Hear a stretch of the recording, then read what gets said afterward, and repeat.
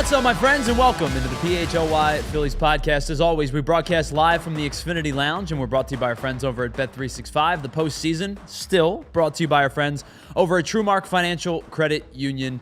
World Series doesn't start until Friday, so we're in a little bit of a baseball lull, if you will, but that doesn't mean we don't have news, or at least speculation, because we hear what Joel Sherman had to say on his podcast. We'll hear from him, the words directly out of his mouth in just a little bit, about one potential Bryce Harper move. And we're going to get into it over the next hour or so, and we'll break down as to why I think that it's laughable at best, but we'll have that conversation. We're also going to get into our 2025 Phillies awards. Some good, some not so good. Awards in the Razzies, if you will. We'll talk about who our MVP, our LVP, Cy Young of the season, most surprising and most disappointing player. And then we'll go around the league as two Phillies were named finalists for Silver Slugger Awards, and we'll do all of that coming up here on the PHLY Phillies podcast. What's up, everybody, and welcome into the PHLY Phillies podcast. Tyler Zulli, Andrew Frazier producing, and you hanging out in the chat. Thanks so much for being here. And we will talk, by the way, we'll talk about Game 7 of the ALCS because we really haven't had a chance to do that since it happened on Monday night after the show. But I want to start today by asking the question, are we really already here at this point in the offseason? On October 22nd, are we really at this juncture already as Phillies fans and people that watch the Phillies and people that cover the Phillies? Are we really at this juncture? And for national pundits like Joel Sherman, the offseason hasn't even begun yet because the World Series hasn't even started yet, which means trades can't be facilitated. Free agency can't be signed. Moves cannot be made at this juncture of the offseason for those of us that don't root or cover the Blue Jays or Dodgers. And for the national media, the season's not even over yet. And we're already here. We're already at a point where we're talking about hypotheticals and speculation and feel and trying to parse through words that were said by president of baseball operations and by general managers and by players and hearsay to the point of asking the question, would the Phillies trade Bryce Harper? And Joel Sherman, who I think for the most part does a really, really good job, has this conversation. And here's what he said on his podcast. We're going to play it for you in just one moment. The podcast, which is called the New York Post Sports Pinstripe Post podcast, he is a host of, and this was yesterday on the show. He was talking about Bryce Harper. He was talking about Dave Dombrowski. And this is what he had to say about Bryce Harper's potential future with the Phillies. Clearly, Dombrowski's comments, Dombrowski's been around way too long to have said that without having some meaning behind it. That's what I thought, too. I continue to wonder if the meaning is the player is unhappy with his contract, and this was a kind of side glance back at, I could take some shots here, too, if you'd like me to do that. Why don't we both settle down? I mean, I don't know. Like, I that's pure speculation. But would I be 100% shocked if Bryce Harper got traded this offseason? No. Would you be 100% shocked if Bryce Harper got traded this offseason? No. All right, listen. I like to do this show as even keel as I possibly can. Sometimes I get frustrated. Sometimes I get excited. And most of the time, I try to bring this conversation to just that, a conversation, to bring analytics behind it, to bring stats behind it, to have an open-ended conversation, not for me to sit here and tell you that I know more than you or I'm better than you or my opinion is the only one that matters. But I'm going to talk directly to you today. And you can tag me in freezing cold takes on this video if I'm wrong. I am that confident in what I'm about to say.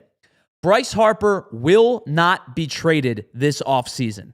Bryce Harper had a down year. There is no question about it. That is factual. Bryce Harper was actually almost non-existent in the postseason. That was also factual. But the hurdles that would have to be jumped through for Bryce Harper to be traded this offseason, or any offseason really, are enormous. So let's talk about it. Let's talk about the trade itself first and foremost before we get into any kind of speculation or he said, she said, or hearsay, or trying to parse through what Dave Dombrowski said. Because I was at that press conference. I heard what he said, and I was a little bit surprised when he said it. But we'll talk about that in just a little bit. Let's talk about the trade itself first.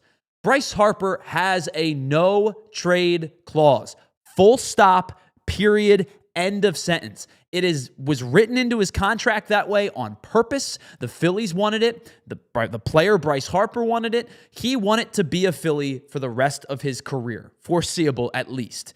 And I think the Phillies wanted Bryce Harper to be a member of the team for the rest of his career. And when you sign a long-term deal the way that he did, especially at the age in which he signed it, there are some expectations that say, maybe he's not the player he was in his MVP caliber years. Maybe he's not the player in years, 7, 8, 9, 10 that he was in years 1, 2, 3, and 4. Bryce Harper, however, has won an MVP for this team. Bryce Harper has been one of the most heroic postseason players prior to the last 2 seasons in baseball history. When it comes to slugging and OPS, his name is in the conversation with Lou Gehrig and Babe Ruth. That's how good he was prior to the 2024 postseason. So let's start right there.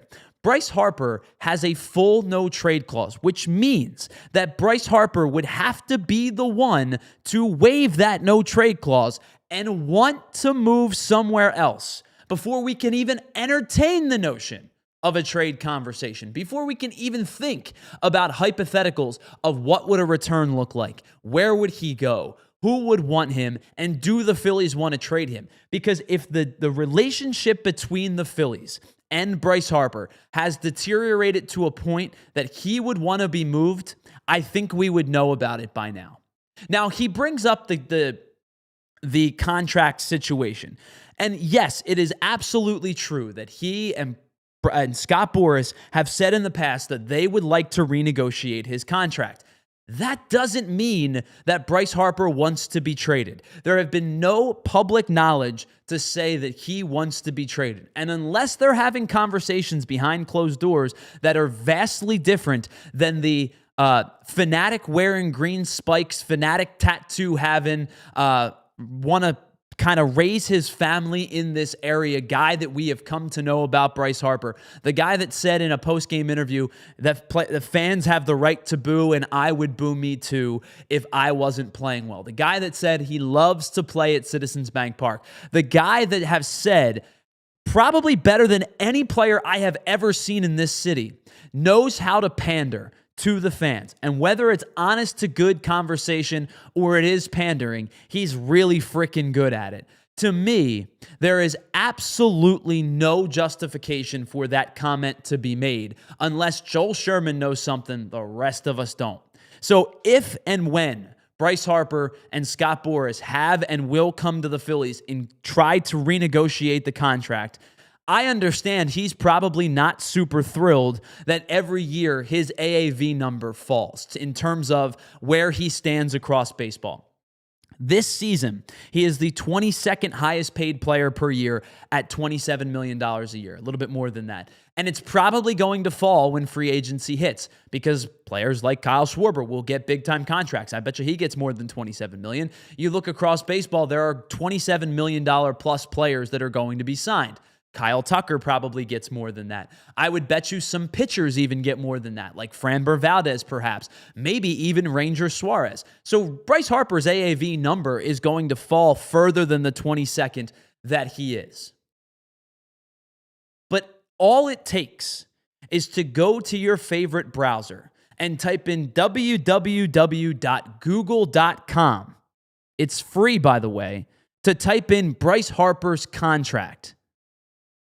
All you have to do is type in that phrasing, and you're going to see in big, bold letters, full no trade clause. And so unless we're talking about something entirely unbeknownst to us, Bryce Harper doesn't seem like he wants to go anywhere. And that is step number one in any kind of trade conversations. So to me, this is a foolish endeavor for clicks.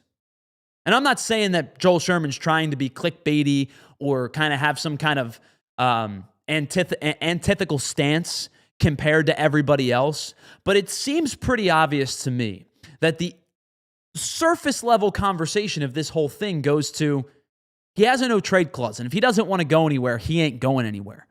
And so for that to be said, Bryce Harper, I fully believe, is not only a member of the Phillies this year, but is a member of the Phillies for the remainder of his contract and likely the remainder of his career. Unless he gets blown away with a free agent offer at the age of 37 or 38 or whatever it is that he's going to be when this contract expires, Bryce Harper is going to be a Philly, presumably for the rest of his life. And I know for a fact he's going to be a Philly next year. And if you want to cold takes expose me, you go right ahead. And I know that this feels a little bit more aggressive than I normally take. That's how confident in it I am. The second thing that we would have to consider is the Phillies would have to want to move him, which I don't think they're in a rush to do.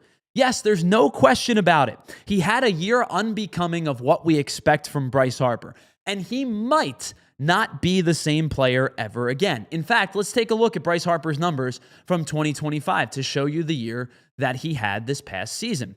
They were not all that strong in comparison to what we've seen from Bryce Harper over his career. A 261 average is fine enough, but it wasn't an elite year. 27 home runs, 75 RBIs, and 59 extra base hits. And the obvious that we know is he wasn't good in the postseason. He was 3 for 15 with a 200 average, just one extra base hit, no RBI in the series, and he was a big proponent as to why the Phillies offense struggled the way that it did. Is Bryce Harper on a decline? Probably. Do I expect Bryce Harper to win another MVP in his career? I don't. And do we hold Bryce Harper accountable, or should we hold Bryce Harper accountable for the postseason that he had? Absolutely, because it wasn't just him. It was Schwarber. It was Turner. It was him. It was a lifeless offense pretty much throughout, with the exception of a couple of guys. Those guys should be held accountable for a bad postseason. And for Bryce Harper, was it a down year for him? Yeah, it was. Outside of the 99-game injury-riddled 2022, which, by the way, they went to the World Series, and the COVID-shortened 2020, this was the fewest hits that Bryce Harper had in a season as a member of the Phillies. He had just 75 RBI, which didn't rank in the top 50 across baseball this year. He also had his second worst average, along with his worst OBP, his worst slug, and his worst OPS in his Phillies tenure. Objectively, compared to what we've come to expect for Bryce Harper, this was not a particularly strong season. It was a fine season. If you ask me if like a B-tier level player had this season, I would point to it being a good year. But for what we expect from Bryce Harper, it wasn't a good season. But to say that that's the justification, and because they've fallen short in the postseason, that is all of a sudden a player is going to waive a no-trade clause and a team is going to want to move on from the cornerstone franchise player, just doesn't sit right with me. Even if those numbers that we just showed you are who Harper is going to become in the next few seasons, I just don't see a formula that says Bryce Harper gets traded this offseason because of it. Is he on a downturn? Perhaps. Maybe even yes, the answer to that question. Does he deserve to be held accountable for a bad postseason? Without question. No doubt about it. He did not play well, and neither did a lot of guys in the top of that lineup against the Dodgers. But I think this is such a weird comment to make, knowing all of the hurdles that we have to jump through. Then the final thing is, he brings up the comments that Dave Dombrowski had about Bryce Harper. And I'm going to play you them because I think it's better for Dave Dombrowski, you hear it from him, than for me to talk over top of them. We were at that press conference. This video is from my phone. I recorded it. I was there. And that's not me to say I heard something different than you did. I'm just letting you know my ears did perk up when he made this comment. It was out of pocket for a president of baseball operations to say about his franchise feature player. But here's what Dave Dombrowski had to say about the season that Bryce Harper had and what we expect, or what he expects from Bryce Harper moving forward. I mean, in Bryce's case, of course, he's still a quality player. He's still an all-star caliber player. He didn't have an elite season like he has had in the past. I guess we only find out if he becomes elite or he continues to be good. Can he rise to the next level again? I don't really know that answer. I mean, and really he's the one that will dictate that more than anything else. I mean, is what it comes down to. So I don't think he's content with the year that he had. And again, it wasn't a bad year. But when I think of Bryce Harper, you think an elite, right? You're thinking one of the top 10 players in baseball, and I don't think it fit into that category. But again, very good player. Yeah, he had a good year. Was it great? No. Was it elite? No. And I think what Dave Dombrowski was doing here was not a pot shot to say, hey, you want to talk about this preconceived notion that we don't pay you enough and you deserve a new contract extension, so I'm going to come back at you. I heard a spiteful Dave Dombrowski, not spiteful, maybe that's the wrong word to use. I heard a ticked off Dave Dombrowski when he talked about Nick Castellanos, or didn't talk about Nick Castellanos, and when he talked about Matt Strahm. He was pissed at Matt Strahm for the comments that he made, and he pretty much threw Matt Strahm under the bus. The comment that he made there about Bryce Harper is surprising. Maybe it's telling of the decline that Bryce Harper may start to put himself on, but that wasn't a thinly veiled pot shot at him or Scott Boras, I don't think. I think that was a challenge. I think that was a challenge to his premier franchise player to say, hey, man, you were bad in the postseason, and we need you to be that elite level player or closer to it than you were this year if we're going to make another postseason run. That's a challenge to his best player, who he knows is tough enough to take it, who he knows that's not going to wilt in the moment because of those comments. Now, it's up to Bryce Harper to decide if he's going to be that elite player. Now, some of that's out of his control. Is he physically able to do it? I don't think anybody knows. Maybe even Bryce Harper doesn't know. But mentally, to lock back in, that's on him. And I think Bryce Harper's tough enough to take it. And that's why I think Dave Dombrowski's comfortable making those comments. This isn't a situation where you're trying to coddle your young franchise player who maybe isn't ready for the limelight just yet. Bryce Harper's been a pro for 14 seasons now. This is a veteran who knows the business and knows what it's like. And I don't think that was a pot shot at Bryce Harper. I think it was a challenge, one that I expect Bryce Harper to take on. Now, if he can physically do it or not, that's a different story. But I am not surprised, or I'm not like overly concerned about those comments. Was I surprised that he made them? Yeah, maybe publicly surprised a little bit. But I don't necessarily think that this is some indictment on Bryce Harper made by the front office to say, hey man, watch your tone about contract extensions because you weren't that good this year. I just think it was a challenge to his best player, his franchise player, the face of his franchise, that we need you. We need you to be better if this team is gonna go far. Because everything else that he said made me believe that they're gonna do what they can to re-sign Kyle Schwarber. They're gonna do what they can to re-sign JT Realmuto. They like Harrison Bader. They'll try their best. They're bringing up Justin Crawford. It seems very obvious.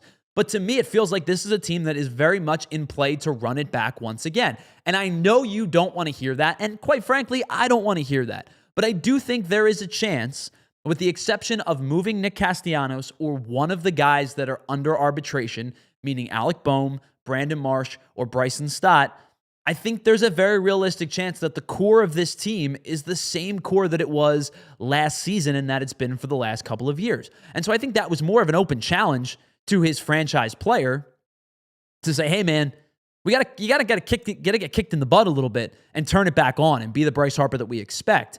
I don't necessarily think that was a pot shot at him, and I don't think there's any kind of contention between the two sides other than the contract extension thing. Unless Bryce Harper is so fed up with the fact that they're not giving him more money that he says, I'm waiving my no trade clause, this whole thing kind of becomes a moot point anyway, doesn't it? So are we really in that spot already? It's October 22nd. Are we really in that place already? We have the rest of October, all of November, all of December, all of January, all of February and most of March before the 2026 season begins. Are we really here already? Because if we're here, I'm going to lose my freaking mind if I have to do this stuff for 4 more months. All right, before we hit the break, I spoke for a while. When you hear from somebody else, we'll welcome in our second member of today's program, our producer, our co-host, our buddy Andrew Frazier to the program. Ew. I spoke for a long time, Andrew. So I was listening. I hope you were, because otherwise it would just be me talking into the ether here. You seem to have, when we were talking off the air, you seem to have maybe a slightly different feel on this situation, but I'm interested in your thoughts on how this whole thing has transpired over the last 24 hours. I don't believe that something like that could actually happen. Obviously, like you have said, there's a no trade clause. So if that was going to happen, it would have to be on Harper's end to want that waived. So unless that actually goes down and, then I'd be like, okay, what's going on? But until that day, I fully do believe that he will be here this upcoming season and for the foreseeable future as well. But it is an interesting thing to talk about, the hypotheticals around it. What would the team look like? What kind of angle would they go with? What direction would they go? If that were to be something. But yeah, I think this is very clickbaity. This is just something that, the postseason's here. People want to talk about things. So we'll bring up a hot button topic, right? Especially with Philadelphia. Philadelphia fans, we were very reactionary to anything that's said in the you see Bryce media. Harper's name pop up on Twitter, and it gets the retweets and the views and the clicks. Exactly. You say something about the Eagles. You say something about the Phillies. Sure. You say something about the Sixers, the Flyers. You're going to get your clicks. You're going to get your likes. You're going to get your engagement.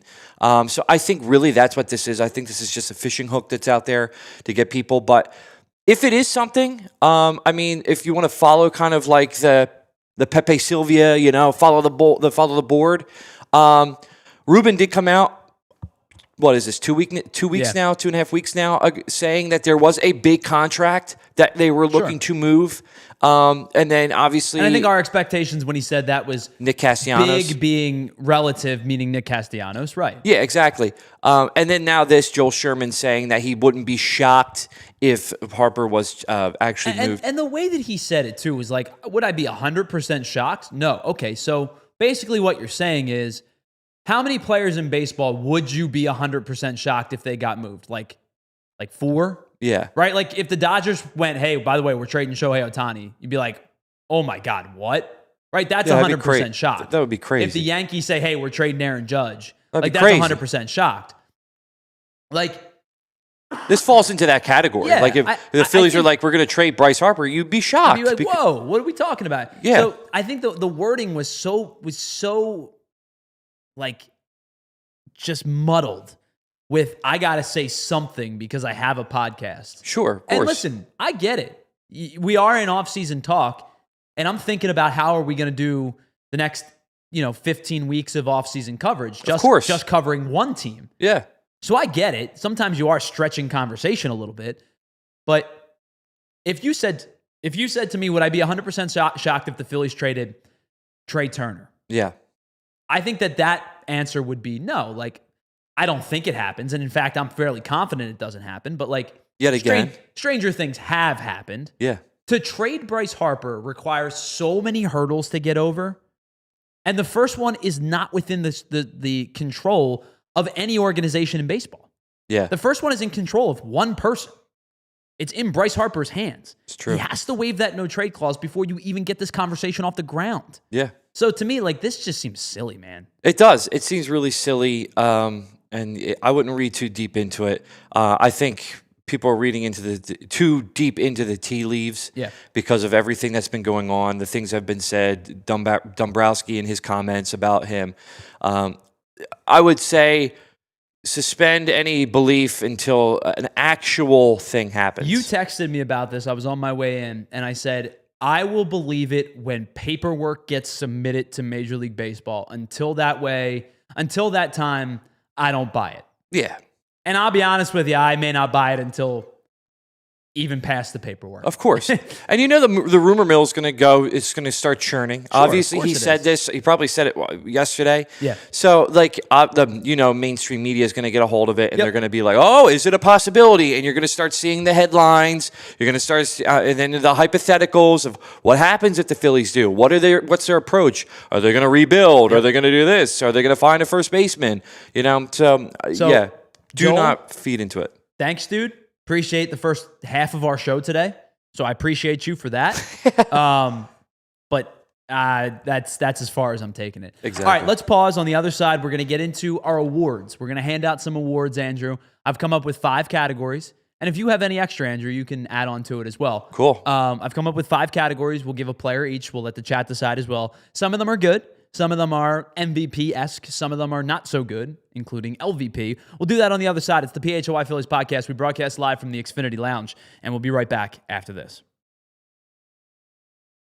All right, well, just because you have to wait until Friday for the next baseball game doesn't mean you can't watch all of the best sports in the meantime. Basketball is back tonight. Your hometown team back in action. Hockey's back in action. You can always watch midweek college football. And if you're going to do it, if you call yourself a sports fan, you have to get Xfinity. See, if you want the ultimate sports destination, it's the place where you can find all of the best games and your favorite teams all at once. The way that you watch becomes next level, and it's the perfect fan flex. You have all the action right there in your living room, and with Xfinity's best picture and sound enhanced by 4K, you're going to feel like you're at the ballpark, the arena, the rink, the stadium. You don't have to leave your couch to do it. It's the best seat in the house every single time. And sometimes you got 4 games going at once in the quad box, because why not? You can. And on top of that, you get real-time notifications and live stats right there on your TV. It is the best seat in the house every single time. So next game day, make sure that big fan in your life isn't a big fail. Head on over to Xfinity.com to learn more. Xfinity, imagine that. And I want to welcome in one of our new sponsors of the show. It's our friends over at Elkin Chevrolet. Listen, if you know who's playing championship level sports, right? Well, right now it's not your team, but do you know who's playing championship level car deals every single day? Yes, that's our friends at Elkin Chevrolet, right there off Route 73, south of Marlton. It's just a 3-man team, but they work incredibly diligent to make sure that they deliver the big plays and they deliver wins for you. It's 3 brothers, Jason, Adam, and Josh. There's no fumbles, there's no drama, there's no strikeouts. It's just great cars. And it's a hometown squad with a deep bench of Chevys and prices that will make you cheer. They call it a honkin' good deal, and trust me, it is, in fact, a home run. So if you're scouting for a new Chevy or a pre-owned MVP, make your next move at Elkin Chevrolet. They're real brothers with real deals and a whole lot of honkin' good deals. So shop right now at elkinchevrolet.com. Together, let's drive. All right, welcome back to the PHLY Phillies podcast. Tyler Zulli and Andrew Frazier here, as well as everybody in the chat. Want to say hello to Stephen Paul, Broad Street Bullies, Futz, Molly and Barkley's Life, Ray Schumacher, RF, Ben Ace. And Ben Ace says maybe they're getting it out of their system now, which is what I hope, Ben, because another 4 months of this will be torture. Who else was here that we didn't get a chance to say hello to? Peter Tom Willis was here earlier. Thank you, Elephant in the Room. Appreciate you all, whether you're watching or chatting or whatever it is. If you wouldn't mind, hit that like button and the subscribe button on the way out. We just crossed the 51,000 subscriber threshold, which doesn't seem as cool as 50,000, but it happened, right, Andrew? That's exciting. By the way, big news if you haven't seen it, if you're living under a rock, our coworker is back in the NFL. That he is. And I think that yesterday was a slam dunk for us here at PHLY. It So was a huge day for BG, for Bo Wolf. Julia Hoff crushed it on the production side. A lot of good stuff behind the scenes. Andrew, I know you were a part of it for a bit. And not as much as them. And Bree and Brenna and just and Jamie Lynch. Like, just an incredible team to put yesterday's events together. It was a really cool day. Yeah, super exciting. If you haven't seen it already, go and check it out on YouTube. BG's unretirement. Unretirement from Unblocked. Does he still do the podcast? Yes, he does. That's what we hear. Does he play football for the Eagles now? Yes, he does. We'll see how much I don't know. Do we work with an Eagle? Yes, we do. That's pretty cool. Listen, I think in the world, like if you said, hey, one of my coworkers is Brandon Graham, people would be like, yeah, right. I don't have Brandon Graham as a coworker. Yeah, you wish. Yeah, right? Like something like that. Right, exactly. My dad says it all the time. I'll be like, oh, yeah, we did Brandon Graham's show today. Because at some point, it's just his work, right? Like, this is our job. Yeah. But my dad's like, oh, well, I talk to people in HR, and they're not as cool as Brandon Graham. Well, I mean, you're right. He's a great guy. First of all, he is an Eagle, Yeah. and second of all, he's an awesome dude. Yeah. So It's not all talk. He really is just an infectiously great person to be around. for sure. Yeah. All right, let's get into our awards. I have five categories, Andrew. We didn't talk about this before, so I'm going to get your like visceral, raw feel to these questions. Okay. So we have some season awards and some season like Razzies, if you will. Yeah. Where we talk Razzle about dazzle. some of the bad of the season. Let's start with the MVP of the 2025 season. Now, I had a couple of guys that I was thinking about, but I think, Andrew, when you talk about MVP, more times than not, the MVP of the league goes to a position player, right, or a hitter compared to a pitcher. There's not a whole lot of pitchers who have won MVP. Now, Shohei's probably going to win it, and he did pitch this year. Yeah. But like the last full-time pitcher to win MVP, I believe, was Clayton Kershaw, and that was over a decade ago. So I'm going to go with a position player, too. I think the MVP of this season's Kyle Schwarber. 50-plus home runs, 100-plus RBI, led the league in RBI. His walk rates were through the roof. His ability to hit against lefties was crazy this year. His ability to hit with 2 strikes was crazy this year. Finished the season with, 56 home runs, led the National League, 132 RBI, led the National League, had a near 930 OPS. Just an incredible year from Kyle Schwarber. I know a little bit of a dip in terms of the average at the end of the season, ended up hitting 240, but another good year in terms of OBP. I think this one is probably pretty obvious. The MVP to me of the 2025 season for the Phils is Kyle Schwarber. I fully agree. 100%. Yeah. I mean, what else is there to say? You know, he just was lights out this year behind the plate, hitting balls, hitting homers. Playing baseball. All right, let's get to our Cy Young Award. Because I think that's an easy one. 6 weeks ago, or 8 weeks ago, or whatever it was, you had a conversation to be had. Sure. After Zach Wheeler goes down for the year, that to me is when Christopher Sanchez really stepped up. And Christopher Sanchez is going to be in the real life Cy Young candidacy. In fact, he might finish second in the National League this year. Yeah. So I think this is another obvious one. As much as I loved Zach Wheeler and what he did, Christopher Sanchez is your Cy Young this year. I mean, just an unbelievable year. First year in his career, he went over 200 innings pitched. First year in his career, he went over 200 strikeouts. Finished 13-5 with a 2.5 ERA. His WHIP was 1.06, which basically means over the course of 202 innings pitched, he was giving up 1 base runner in every inning, which is unbelievable for a starter.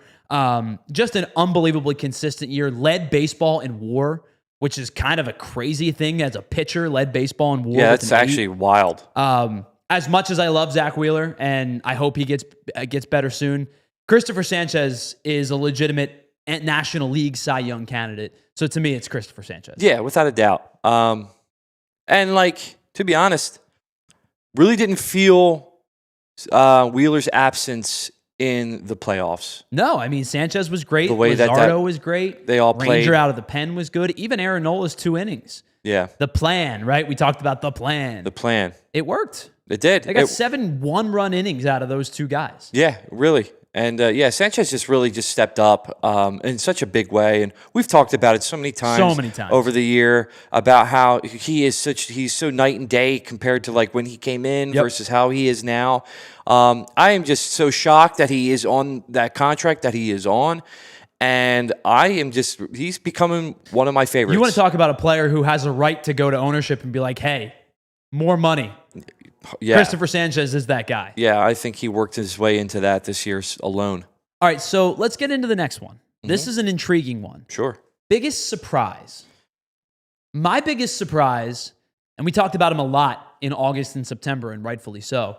My biggest surprise of the season is Harrison Bader. Now, question. Sure. Biggest surprise in like a in good, terms of like a somebody good way that performed better than you Okay, expect. because I didn't know if we wanted to also because go the next like one will go in the biggest other surprise direction. of okay. Yeah, so biggest surprise for me in terms of positive direction is Harrison Bader.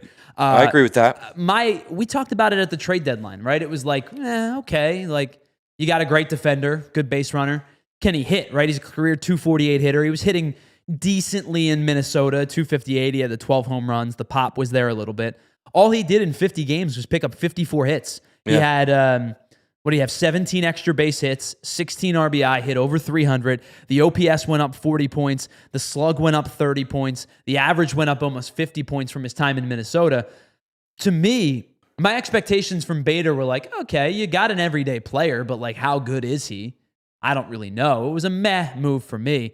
In terms of surprise in the positive direction, my goodness, Harrison Bader was a pleasant surprise down the stretch. And I would have loved to have seen what he could have done in the 4 games. Now, again, I don't think he makes the world of difference in the postseason. The whole team didn't hit. But I think it gives you an extra guy who had been playing so well up until that point. What was it? 13 multi-hit games, I think we said, including a handful of 3-hit games. Harrison Bader was the biggest positive surprise for me. Yeah, and it would have been nice to have him at least available in the postseason, with the hamstring that happens and all that stuff. Really did kind of kill that. But I totally agree. I mean, I remember draft night very vividly where we were like, huh? Yeah. What? Harrison Bader, the big offensive back. That's all we're getting? Like, because we were going into there thinking Eugenio Suarez. We're thinking, we're going to get some type of hitter to come in we here. We even thought Ramon Laureano was a better play. Stephen Kwan, we were talking Laureano. We were thinking about those guys coming in here and playing. And then Harrison Bader, and we were just like, there's no way this is all they're doing. And it was, and, in their defense, it worked out because he was fantastic. All right, so let's get into who we think was the biggest disappointment of the season. Before we do that, somebody I know brought up in the chat said, I think it was Futz, surprised at the consistent excellence of Jesus Luzardo. That's also a good one, yeah. I mean, he was great. I was hoping he would be good. And I mean, outside of those 2 really bad starts, he was great this year. And he was great in the postseason in that it was a game 2 he started. He was excellent in game 2. Mm-hmm.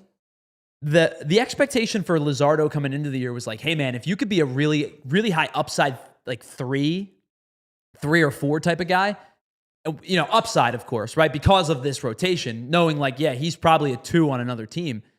Guy pitched like a rock solid 2 most of the year. And that was why when we talked about it heading into the postseason, it was like, yeah, it sucks to not have Zach Wheeler, but you feel really comfortable with Sanchez, Luzardo, and Suarez as a big 3 going in, and they delivered. I mean, they pitched great. The starting pitching plus Ranger in the postseason had a 2.16 ERA. I mean, there's not much more that they could do. Against that vaunted Dodgers lineup, they held them in check for a majority of the series. They just didn't score any runs. The Phillies didn't. Yeah. All right, so let's get into our biggest disappointment. Yeah. To me, it's Aaron Nola. Not that I was expecting Cy Young candidacy from Aaron Nola, but the year that he had, I know it was injury plagued. I know he only made 16 starts, but he finished 5-10 with a 6.01 ERA, and the whip was so problematic. It was almost a 1.4 whip. He was giving up more walks than he normally typically does. He had 28 walks in 94 innings, which I guess is kind of on pace for his 200-esque type of inning season. But the velo was down, which at first I didn't think was a big deal, but it clearly turned out to be. He wasn't throwing a lot of strikes. It was just giving up a lot of hard contact. Like even his FIP, which normally when you see an Aaron Nola season and you're like, yeah, he's got a 4.4 ERA, but his FIP is 3.5. And it's like, okay, numbers tell you that he had a better year than what like his actual stats tell you. But this year specifically was a massive downturn for him. And I know the injury played a big part, but I think that was a massive disappointment from a guy who I wasn't asking him to be a 2 anymore, but to slide nicely into the middle of the rotation, he didn't even provide you that. Yeah, I agree with that. I would say my 1A, 1B, Nola would be my 1A, my 1B for this disappointment would be Nick Castellanos. Now we all know Nick has a history of, swinging. Free swinging is free fair. Swinging. Yeah. But he was really really ugly this year. And to be able to get benched, everything that happened between him and Topper, the comments, just everything that unraveled with that whole thing, it was just really disappointing to see that happen because in a outfield where you had needs, he was your everyday fielder. And, for that to he was disappointing to me. All right, so the last one, Is it fair to give out a least valuable player award to a guy who pitched 40 innings this year? Jordan Romano was awful. Yeah. Jordan Romano, I think. Yeah, if there's an LVP, I think he takes the cake. I'm not going to sit here and tell you a closer was the worst player on the team, but he might have been the worst player on the team. It was a 2-4 record, which doesn't really mean anything to me coming out of the bullpen. The 8.23 ERA is problematic, and the near 1.5 WHIP is just like, I mean, he was serving up way too many base hits, 45 hits in 42 and a third innings pitched, and then the walk rate was rough as well, 17 walks. It settled down midway through the season, but he gave up 10 home runs this year, which, I mean, you think about in 40 innings, he gave up 10 home runs. He's given up a home run about every 4 innings pitched, but coming out of the bullpen, that's significantly different than for a starter who might give up a home run every 4 innings pitched. It was a brutal year for Jordan Romano. I mean, I know people are going to have the conversation right now about the Jeff Hoffman thing because he just got the final outs to go to the World Series. I'm not even at that point anymore. I'm just sitting here looking at it from a statistical standpoint this season. Jordan Romano was awful this year. Dante Boris brings up a good comment in the chat here. He said Alvarado low-key. Well, I think Alvarado hamstrung them big time. Now, I think without Alvarado being suspended, do they go and get Joan Duran? No, you so don't. Maybe, listen, did he hamstring them? 100%. Did it end up bringing them a better player because of it? Yes, it did. Did it hurt their farm system because of it? Yes, it did. But you now have your closer for another 2 seasons. And you get Alvarado back. And you're going to have Alvarado back, assuming they pick up his option, which it seems like they're probably going to. So yeah, that's nice, at least. All right, so let's take a break. On the other side, 2 Phillies were named Silver Slugger finalists. We'll tell you who they are. And do we think either of them have a chance to win on the other side? It's the PHLY Phillies podcast, broadcasting live from the Xfinity Lounge. We'll be right back after this. All right, if you're looking to get involved with tickets, whether it be for the next sporting event or a concert, comedy, theater, whatever it might be, Game Time is the app to use because they give the advantage back to you. It's the hack for unlocking unbelievable tickets and experiences in just a few taps. It's so easy to use the Game Time app, and it means that you can trust that you'll get 100% authentic tickets on time and at the best price. And with just one little toggle, all of your fees are included. So you're not going to worry about back-end fees and you go to put your credit card information in and all of a sudden it's like, whoa, where did that extra money come from? Game Time wants you to know exactly what you're going to pay up front. You can use their exclusive zone deals where you can choose the section, they pick the seat, and you end up saving money out of it. It also gives you unbelievable the opportunity to view the seat before you buy it with the 3D seat map. And with the lowest price guarantee, event cancellation protection, job loss cancellation protection, they want to make sure that they have your back as best as they possibly can. So take the guesswork out of buying MLB tickets with Game Time today. Download the app, create an account, and use the code PHLY for $20 off your first purchase. Terms do apply. Again, create an account, redeem the code PHLY for $20 off. Tap, ticket, go. Download the Game Time app today. All right, let me tell you about our friends over at Bet365. Whatever the moment, it's never ordinary at Bet365. And find out why 90 million users worldwide have teamed up with Bet365 to deliver best live in-game betting that you possibly can. You can live stream 780,000 events across 78 different sports, and those numbers change all the time, and that's why they want to give you the best odds when it comes to live in-game betting. And how about this? Right now, new users, sign up, use the promo code PHLY365, deposit $10, place a bet for $5, and you'll get $200 back in bonus bets. You can use those bonus bets on spreads, totals, futures, player props, and so much more. You find out why it's never ordinary at Bet365. Must be 21 and physically located in Pennsylvania. If you or someone you know has a gambling problem and wants help, please call 1-800-GAMBLER. All right, welcome back to the PHLY Phillies podcast. Tyler Zulli, Andrew Frazier, and everybody in the chat. Dante joined us recently. Stephen Paul joined us recently. Filthy McNasty joined us recently. What's up, everybody? Thanks for being here. Really appreciate you hanging out with us on this Wednesday afternoon. All right, let's get into the Phillies have 2 Silver Slugger finalists for the 2025 season. And Andrew, did you see who they were? You did. Okay. I did, yes. I'm not surprised at either of them. No, I mean, they both were great. Trey Turner Hitting. is a shortstop finalist, and Kyle Schwarber is one of the DH finalists. Now, I will say this.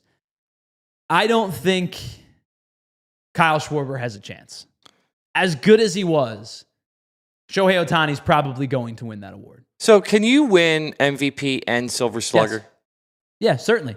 They don't be like, No, yo, it's because you won this, it's we're going to not- give it. I don't think it, you know how it's like MVP and Offensive Player of the Year in the NFL? Yeah. It's not really like that. Like Shohei has 3 MVPs and 3 Silver Sluggers, and all 3 years he won MVP, he also won the Silver Slugger Award. Okay. My guess is he's going to do it again. Like, do you believe he's going to win the MVP? Oh, I believe he's going to win the MVP. Yeah, I think most people do at this point too. But I will say if he didn't pitch, if he wasn't pitching, I don't think he would have gotten the MVP. I think Schwarber would have gotten it. I don't know. I man. get like he led the National League in slugging, OPS plus. Yeah, but runs the RBIs are and the in home runs. Schwarber's favor. Schwarber had 1 more home run. Ohtani had a 40-plus point average on him. He had about 30 points in OBP. I think even if he didn't pitch, I still think he wins the MVP. Really? I do. And I think if Schwarber would have hit like 61, 62, we're probably having a conversation. Oh, if he'd hit 60. Yeah. But, well, I mean, to be fair, like there's a player in the American League who hit 60, and I don't think he's going to win the MVP either. You don't think he's going to win MVP? I think Aaron Judge is going to win the MVP. Really? I do. Wow. Yeah, I mean, okay. Yeah, like Cal Raleigh has, I think it's going to be a split vote. I do. I think there's going to be a lot of votes for Cal Raleigh. But Aaron Judge led at least the American League, but I would imagine probably baseball in this sense as well. In runs, walks, batting average, OBP, slugging, OPS plus, total bags. He was intentionally walked 36 times, which I don't know if that plays a factor or not. But he himself hit 53 and drove in 114. Yeah, if you ask me right now who I think wins the MVPs in the league, I think it's Shohei in the National League and Aaron Judge wins it again in the American League, which I guess would be the first time. God, when's the last time we had back-to-back in both leagues? Oh, I don't know. Has it ever happened? I don't know if that's actually a great question. Can you Google that? I'm going to Google that. Can you do a quick search on that while we talk? Yeah. Has there ever been back-to-back MVPs in both leagues? Because I think it's going to happen. Now, I will say this. I think if one of those don't happen, I think Raleigh has a better chance to take over for Judge. Never happened before? No, there's never been back-to-back MVPs in both the American and National League in the same most season. Recent back-to-back was Pujols, right? In 08-09, I think it was. And there's never been one in both. We might get it this year. Listen, Kyle Schwarber had a heck of a season. I just think Ohtani's going to win it again. And then in shortstops, it was Francisco Lindor, Geraldo Perdomo, and Trey Turner. So what Trey Turner has going for him, obviously, is he led the National League in average and was pretty high up there in hits. Perdomo hit 290, drove in 100, hit 20 home runs. He might win it. I think Turner has a much better chance of winning the shortstop Silver Slugger than Schwarber does of the DH Silver Slugger. Did you say for specifically American or for the National League? So for National League, I think it's Pujols, right? Okay. Is 08 and 09? Because, yeah. So they're considering Shohei in it because I guess he won it in both. Well, so he won it his last year with the Angels and then his first year with the Dodgers. With the right? Dodgers, yeah. Yeah, so he's not back-to-back in the same league. So they're kind of considering that. But he is going to win his third straight MVP. But yeah, I think Pujols is the one in the National. Mm-hmm. The American is Miguel Cabrera. Okay, Miggy did do it. Yeah. Was that 13, 14? 12, 13. 12, 13? Yeah. Miggy was nasty, man. Yeah. So let me ask you a question. Sure. I know they separate MVP, American, National. Yes. If you were going to make one ultimate MVP, who would you pick? Would you pick Shohei or would you pick Aaron? I think it probably has to be Ohtani. Yeah. Just based on how many innings did he end up pitching this year? It was 50 some odd innings, 60 some odd innings, I think. It was 47. He made 14 starts, 2.80 ERA. He struck out 62 over. I think it probably has to be Ohtani. But if you ask me, I've gotten to a point, and I don't know if this is sacrilege to say out loud. If you ask me who the best hitter in baseball is, I think the answer is Aaron Judge. Yeah, I agree. I would agree with that. If you ask me who the best player is, it's Shohei Ohtani. Yeah. But who's the best hitter? Player versus hitter. Who's the best hitter? I think it's Aaron Judge. Yeah. Now, do you think that since this is going to be his This would be three-peat, right? MVP? It would be 3, yeah, 2 in the National and 1 in the American. So do you think that And his 4th overall. if he wins it, which we all can pretty much Yeah. wrap that one up, are they ever going to say, okay, Shohei, we're going to start separating The LeBron factor? We're going to start separating your hitting to your pitching because Maybe. right now that's been clumped in, right? Yeah. He wanted to be in the American League that year because of both. Yeah, Last year he was, obviously and I think injured. It should probably be, right? Like it unless so here's the thing, if he is off the charts good offensively and then posts like a 4.5 ERA pitching, Yeah. that's probably a knock. But he had a 2.8 ERA and a +1 strikeouts to innings pitched. Yeah. Like he was really freaking good on the mound. I know it was a small sample size, like they limited his innings. But if he was bad, I would say it would hinder him. But I think then if that's the case, then it has to be the other way too. Yeah. So I think Trey Turner has a better chance of winning the Silver Slugger. I don't know if either win. I could see Perdomo winning it. Yeah. I think Ohtani's it's a formality. Yeah, of course. All right, let's pause. We have one more break to hit. On the other side, we're going to wrap this thing up for this Wednesday afternoon. It's the PHLY Phillies podcast. We broadcast live from the Xfinity Lounge. We'll be right back after this. All right, whether your favorite team wins or not, there's always another way to win on the BetParx Casino online app because you can check out some of the best new online games like Huff and More Puff and Fireblaze Sky Queen, which is a BetParx exclusive. It's part of the reason as to why it's the only app that I would ever use for all of your favorite casino games right in the palm of your hand. You don't have to leave your couch or your living room, or maybe you can, I wouldn't say, play at work, but maybe you want to play at work for a little bit on your downtime, right? You can play blackjack, roulette, craps, poker, baccarat, and all of the hot online slots like Cash Eruption and 88 Fortune. If the online slots based on streaming shows are your thing, you can play games that are based on Walking Dead or Squid Game or Breaking Bad, Peaky Blinders. And how about this? New users right now get up to $1,000 casino bonus back if you're down in the first 24 hours. So head on over to betparx.com, download the app today, and enjoy all of the action and excitement from the casino right at your fingertips. You must be 21 and in PA, New Jersey, Maryland, or Michigan for BetParx. You love to play, you play to win, you bet BetParx. Gambling problem? Please call 1-800-GAMBLER.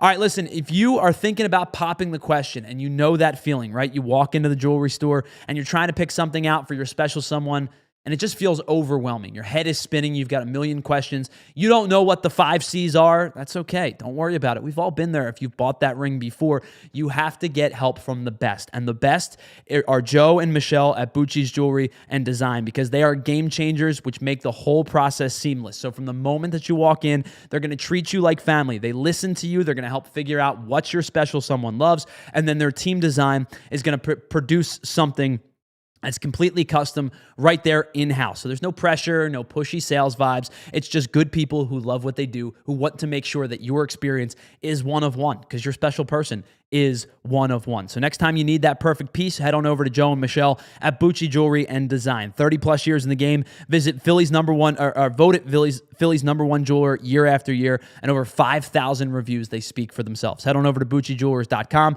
and tell them the guys at PHLY sent you. All right, welcome back to the PHLY Phillies podcast. Just a couple of minutes to wrap up here. One final thing I wanted to get into I thought was really interesting, Andrew. Did you hear the rumor that one of the front runners for the San Francisco Giants opening at manager may come from the collegiate ranks? So I haven't... Something just popped up on my phone about the Tennessee coach. Is it official? Yes. Oh, it is official. Yes. How about that? Perfect timing. It's like you knew. It's crazy, right? So Tommy Vitello is finalizing a deal to become the manager of the San Francisco Giants. And this was the last thing I wanted to talk about before we even knew this was happening. Yeah, wow. Pretty good timing, right? This is an intriguing jump because it's a jump right from the college ranks to Major League Baseball managing, not bench coach, not hitting coach, all the way to the Major League Baseball managing job. And I think when you think of college baseball, you think about Vanderbilt, you think about teams like Texas A&M, LSU, sure, and you think about Tennessee, right? Here are the records for Tennessee over the last 5 seasons with Vitello as the manager. Last year, 46-19, a down year for them. That's a down year? The year prior, 60-13, national champions. Wow. 44-22 the year prior, 57-9 in 2022, and 50-18 in 2021. That's crazy. Listen, I don't know if he's going to pan out as the manager at a major league level. It's an entirely different feel. It's an entirely different atmosphere. Of course. But if you want to think about guys that have been huge in terms of winning at the college ranks, Tony Vitello is that dude. Yeah. I mean, you just heard that 5 years, like there are 100 some odd games over 500 in a 5-year span. That's almost impossible to do, especially in like a 60 or 70 game sample size. And then you think about, right, within like even conference play, they're over 500 every year in conference play, including a 22-8 conference record in 2024. The SEC is the best conference in baseball. Just like it is in football, the SEC is the best conference in baseball. It's not even close. And then a 25-5 year in 2022. I don't know if this guy's going to be a good major league manager. I know for a fact this guy's a hell of a college manager. I think it's an intriguing hire. Yeah. Not a lot of precedent towards it in the last couple of years, but I think you're starting to see the trend towards younger coaches become a thing. So Tony Vitello is 47. So still very, very young, a first-time manager, right? You saw Stephen Vogt. Now, it's a lot of former players, but you saw Stephen Vogt, Craig Counsell when he first started was young. Gabe Kapler when he was hired for the first time was young. It's a lot of young managers that are getting hired. Now, most of the guys have major league experience, but that's what teams want. They want guys that can relate to their young players. So they're hiring 40 and 42 and 47-year-olds because, you know, it's no disrespect to some of the old heads of the game. They're legends. Francona, Bochy. These guys are legends in their own right, and they're going to go to the Hall of Fame.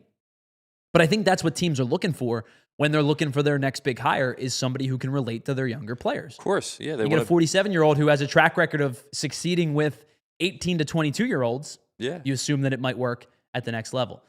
Of course, it's something that can help build chemistry inside the clubhouse. For sure. It's somebody who knows and understands this baseball, this game of baseball. This era of baseball. When I said it's unprecedented in recent terms, I undersold it. It's unprecedented ever. Vitello is the first manager to be hired directly from the college ranks with no pro experience. We'll see how it pans out. We'll see what happens, right? Yeah. I mean, listen, the Giants are in a weird spot where they spend a lot of money, but they haven't been particularly good over the last couple of years. They went all in and tried to get Rafi Devers, right? We'll see what happens. I'd be interested to see how it plays out, but good for him. Yeah. Congratulations to Tony Vitello to become kind of a groundbreaking manager. And that's all we have time for us here on the PHLY Phillies podcast. If you haven't already, hit that like button on the way out and hit the subscribe button as well. Notifications for you for all of our shows, or you can customize them to the shows that you like best.